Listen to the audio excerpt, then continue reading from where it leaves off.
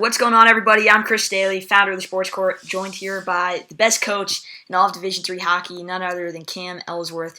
Cam, thanks so much for joining the show. Hey, appreciate the opportunity.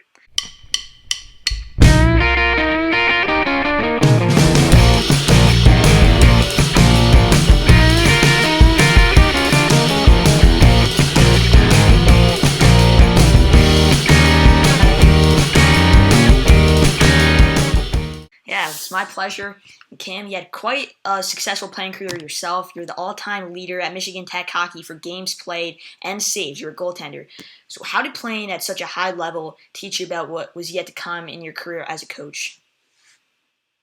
I think, at least if I were to draw anything back on that experience, I would just say kind of the tenacity to get through something like that.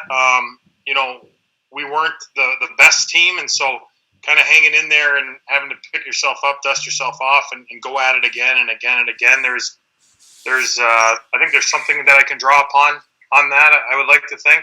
I think I also learned a lot of lessons. I went in under one coach, and then who recruited me, and then I had another coach who didn't, and so learned a lot. On the other side, where maybe things I liked, things I didn't like from both, and hopefully help me to become successful down the way. Yeah, definitely, and you're very successful. So after your collegiate career, you went on to play in the ECHL for a couple different teams. When did you know that it was time to hang up the skates and put on the suit and tie, put on the jacket, and go to the sidelines and coach? Yeah, it's a good question. I actually thought my best year of college was my last, and so I was really kind of hungry to get out and try professional hockey, and probably my best year professionally was probably my first, and when nothing really materialized past that ECHL AA level, I kind of started looking around and started talking and thinking about what was next, and was looking at trying to maybe get into that pro model, talk to some of the coaches I had, and in my last stop in Pensacola, I was pretty confident that was kind of the future, and then we ended up folding, and so kind of got stuck, not knowing what to do. Was very fortunate to kind of land on my feet in the USCHL, but I would say after my first year pro was something when I really started looking past, and then it was kind of how do I get there. Yeah, definitely. And one thing I love about hockey, because I'm a big soccer guy, is just the amount of teams in hockey. I know a lot of Americans love American football, but there's only really 32 teams that are professional.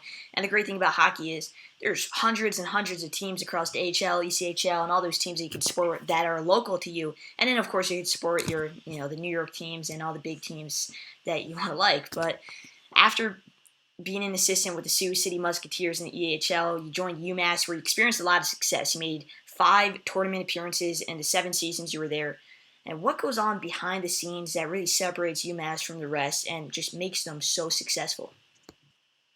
Yeah, I was there during a transition, and I was very fortunate to get hired by Norm Bazin. He kind of turned Umass Lowell around. He was an alum and had just an unbelievable amount of pride for the program. I can't tell you that when I got hired that we would have any thoughts of it being that successful.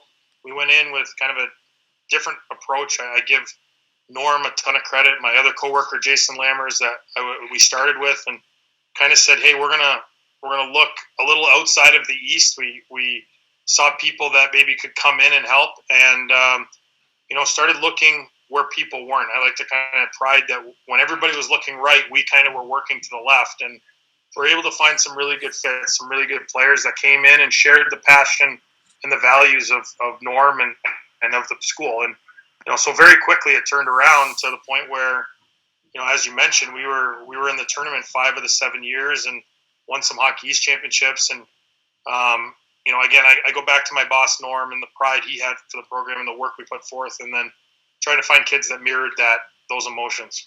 And talk about the kids that mirror that, one that pops up in everybody's minds. Now the Vezina finalist himself, Connor Hellebuyck, who you're the goaltender coach, so you really helped him become a great goaltender and make a name for himself now in the NHL.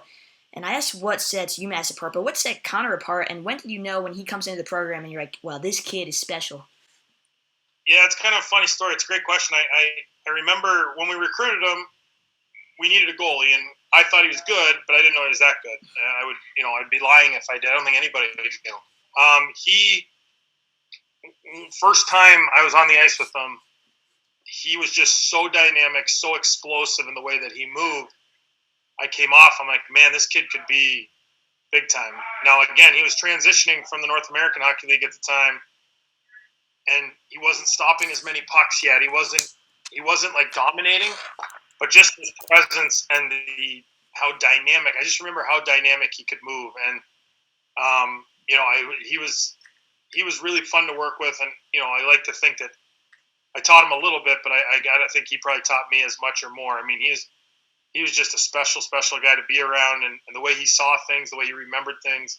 Those are generational people to kind of be around.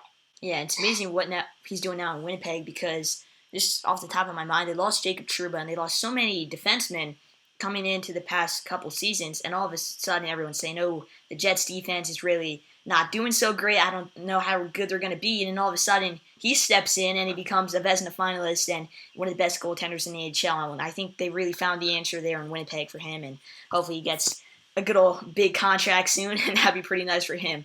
So in 2018, you took the job. You took over for Mike McShane at Norwich University. McShane, he won 4 national championships in his 23 years there.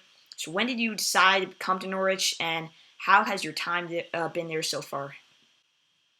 Yeah, I had a lot of things kind of going on. I had my first child, and was an assistant for six and a half years when my first son Asher was born. And when you're an assistant in Division I, you're on the road a lot. And I was kind of getting to that point too, where we had some success, and I was in the mix for some jobs, and really never got the offer or the job that was suitable for the family. And I was came in one day, and Mike decided to retire a little bit later in the summer. It was like in a July timeframe, I think, which is a little atypical. Usually that happens, May, June. And my boss came in and said, "Hey, this is something you should really look at."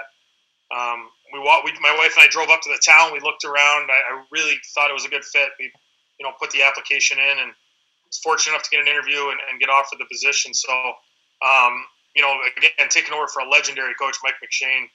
You mentioned the championships. He's won, over 700 games, and really built this program to what it is. So, what I've tried to do is come in and not let him down, and not let the alumni down, and just keep that train rolling, if that makes any sense. And it's just been a phenomenal experience from, again, the kids that we have here, the support from the community and from the alumni. It's just second to none. Yeah, you've done a great job. It's big shoes to fill, and you've been filling them so far. You've already set 9 Division III records, all-time records, while at Norwich so far. And obviously, COVID's put a dent in what you could do, because a lot of that's been taken away, especially with indoor sports, in particular hockey. COVID's really had an insane impact on the whole sport as a whole. So what are your expectations for the cadets in the upcoming years, and just overall, how has COVID impacted the program? Yeah, I think it's been challenging, throughout, and it's been terrible in a lot of ways for a lot of people, a lot worse than us. We get to play hockey, and it's a sport, and while we are passionate about it, I know there's been a lot of families impacted for it, so I don't want to mix those two messages up. So, totally aware of that. But we were on the run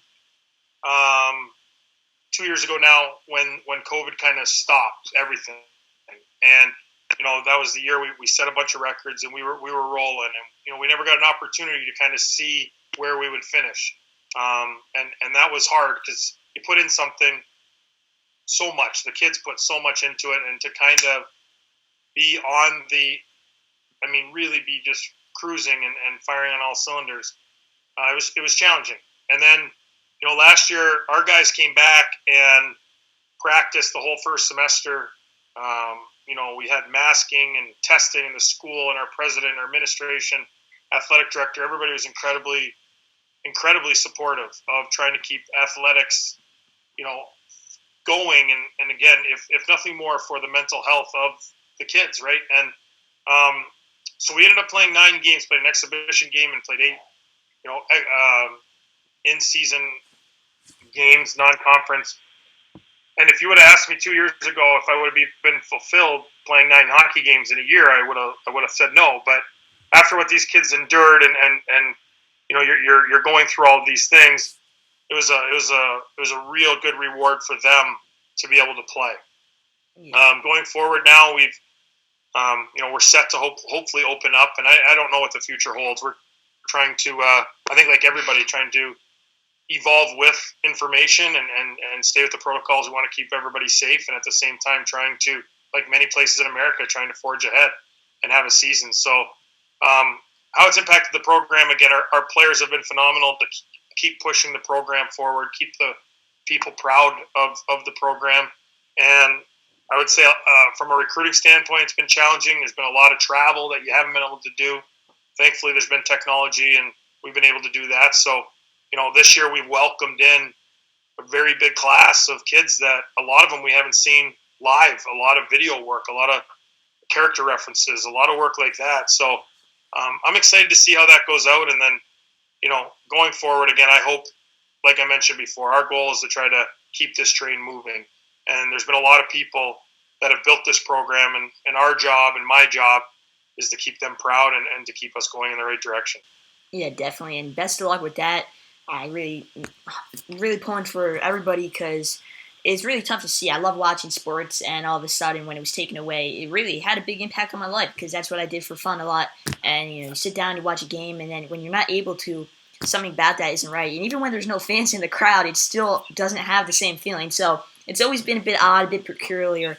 And now you're somebody who's seen both sides of it. You've seen Division I, the top Division I, and you've seen the top of Division III. You went to the final and you lost, and as you mentioned, though, you were very close to winning it, and unfortunately COVID had to happen. So what's the biggest misconception about Division III hockey, and how do you think the level of plays differentiate? Yeah, I think the biggest misconception is just that the drop off. We have a player, Gabriel Chicoine. He was an All-American as a junior for us in that year that got kind of stopped with COVID. He's transferred to Bowling Green and had a really good start. And, I do think that there's players that are here that could be there, or vice versa. We have kids that come down that, we're at Division I. Ultimately, my experience tells me, you have those guys, maybe like Michigan has right now with all their first rounders, and those are no doubters. Those are high end, and then really what you have is a lot of kids that there's people like myself. I used to travel around 100, 130 nights a year, watch hockey, and make decisions. It doesn't mean that one kid was worse than the other.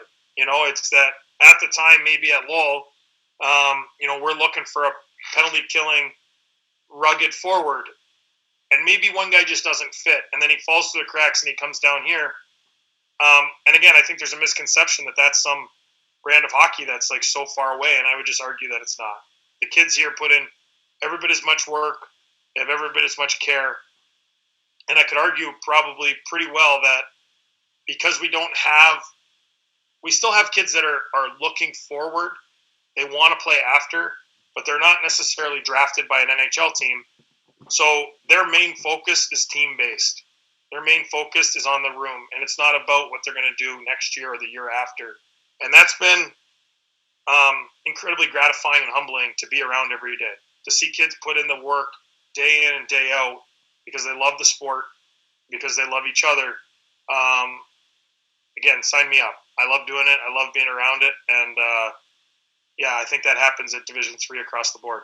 Yeah, it's a great mindset that you have there, and something you really need to have. And I mentioned soccer a couple times, and actually the Division II national champion just beat a Division I team. So, and that's like in all sports. There's always teams that could compete with Division I teams, and sometimes I think people really put labels on it. And listen, I mean, that's what they think, but they really got to look a bit more into it. They got to watch this interview and really find out about it from somebody that's seen both sides of it. And just lastly, to sum up here, if you had the chance to say one thing to yourself when you just started coaching, when you just got out of professional hockey and you really entered the coaching world, what would you say? Well, it's going to sound funny, but I wish I would have done it earlier. We play for so long in our lives, and I played for so long and put so much into it. And I love coaching. I'm incredibly fulfilled with what I do every day. And again, I wish I just would have got into it earlier. And not that I could change a lot of things, but I told you I started thinking about it after my first year pro, and I played 2 more years. And it would have given me 2 more years experience, would have given me 2 more years to learn and grow. And I think I would have been 2 more years better now to serve the kids that I coach. So if I could do it over, I would have quit after the first year and got into this, because it's a wonderful profession. It's an incredible job, and it's an opportunity to just really be impactful on people's lives. And for me, playing in East Coast League was nothing wrong with that. It's just what I get to do now versus what I was doing then. I wish I would have got it a little quicker. Well, you've had a great career for yourself so far, and I'm sure you're going to do many big things at Norwich for the cadets. As I mentioned, my grandfather is part of the football team, so I hope to see a few national championships brought home. And I'll definitely let him know. And again, I really appreciate the time you spent with me. Had great insights. Obviously, been one of my favorite interviews, so I really appreciate all your time, and just best of luck with the season. Hey, thanks so much for the opportunity, man.